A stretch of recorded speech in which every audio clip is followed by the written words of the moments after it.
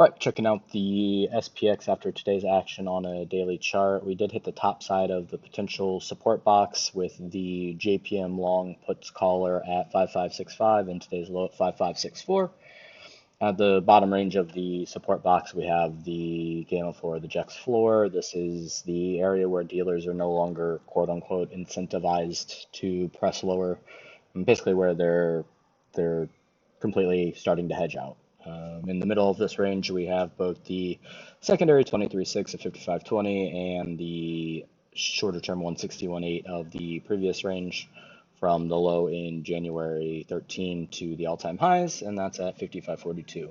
So a lot of general levels in this range to be on the lookout for. If we go into a 195, you can see that there is a small high volume node above us. It ranges from about 56.10 up into 56.40. That's kind of what held price back from higher expansion today, as well as the 161.8 there at 56.39. If we were to see price move up above 56.39 for any reason, that would start the expansion process higher. We would be looking for a gap fill here at the 57.69 or so, and then the tertiary 38.2 at 57.87 as a cap.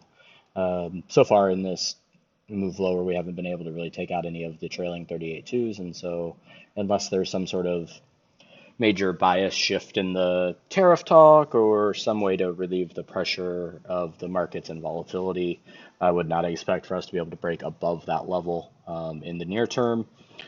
We also are going to start to run into an issue here in the coming weeks or two where the JPM caller is expiring on the 31st, and so if we stay near this leg into that expiry, that gamma is going to really tighten up and start to be a strength into that expiry, and so then we would start to run into potential pinning issues down here in the 55 to 5600 range should we only make it up into that 5786 level.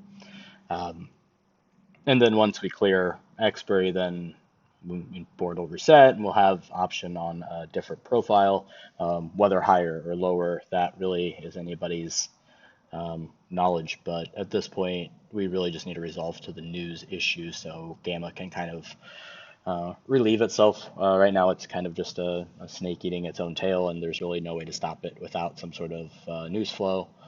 So let's go over to NDX real quick. This is the weekly chart on NDX. We see today we came into the tertiary 61.8 at 19,264, and that was our low. And now we'd really like to see back up and over the secondary 23.6 at 19,442 to kind of set just a base low here. Again, as was with the SPX, the 38.2 would be the overall target. That's the top of this high volume node on the weekly, 20,381.40. If we take it down into a 195, you can see that there's a high volume node established above price from 19.7 to about 19.800. Same idea there with the SPX where we needed to clear back over 56.40. Clearing over this would start that process higher for us.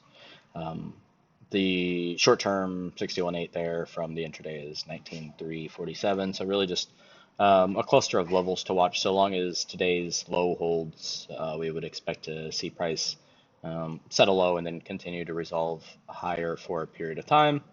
Obviously, tweets and all of those things can affect all of the markets and how they move. But just from a charting perspective, this is really how it lays out. Just like the SPX, the QQQs hit the floor as well today. At 469 to 471, and so there's just a lot of things lining up that say that there's a potential for a bounce here. Again, it doesn't have to be the bounce, but it can be a bounce, and so we will look for those signs to continue. I just wanted to pull up the VIX real quick here on the daily, and just to show you see that primary 23.6 here in red, 28.35. And on the last rally, we tapped it and dropped, and now we've kind of set a topping tail over the top of it. So another indication that there may be a potential relief from volatility in this manner. And finally, we can pull out the bonds, and this is the issue that I really have. in the forward market, if the 10-year futures are to trade higher, then that's really going to cause issues for the broad stock markets. And so we would like to see, for a potential stock market rally, it would be easier to do so if we were to drop underneath 111 Mark 13 here on the ZNs. So anyway, a lot of info in a little bit of time. Elsewise, I hope everyone has a great night, and I'll be back here tomorrow. See you then. Bye.